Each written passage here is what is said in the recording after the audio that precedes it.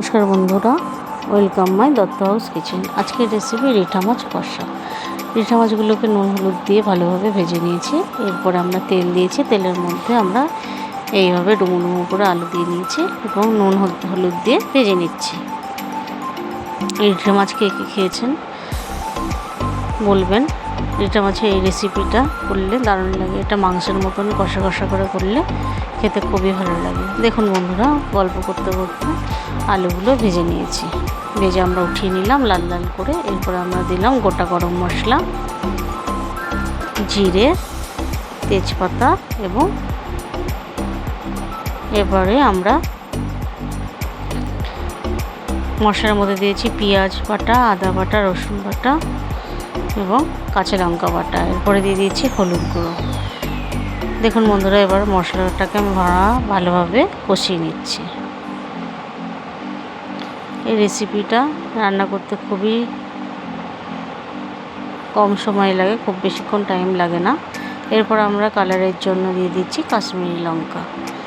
দেখুন বন্ধুরা, এরপরে আমরা যতক্ষণ না মশলাটা তেল ছাড়ছে ততক্ষণ আমরা কষতে থাকবো।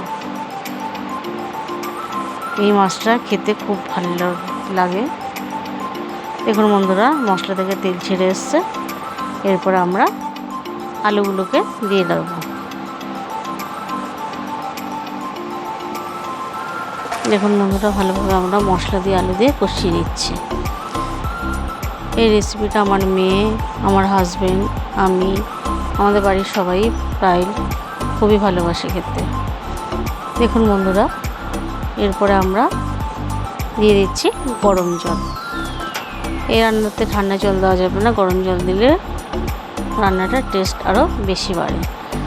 দেখুন বন্ধুরা, এরপরে আমরা যখন ফুটে আসছে ঝোলটা কিছুক্ষণ, তারপর আমরা মাছ ভেজে রাখা মাছগুলো দিয়ে দিচ্ছি। এরপরে আমরা কিছুটা ফুটিয়ে নেব মাছটাকে।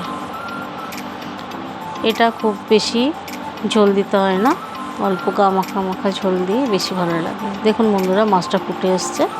আমরা মাছকে মাঝে মাঝে নিচ থেকে ভালোভাবে নেড়ে দেবো।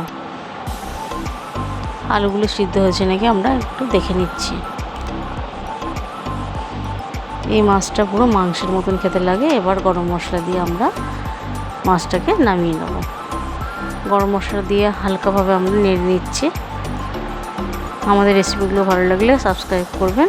নমস্কার বন্ধুরা।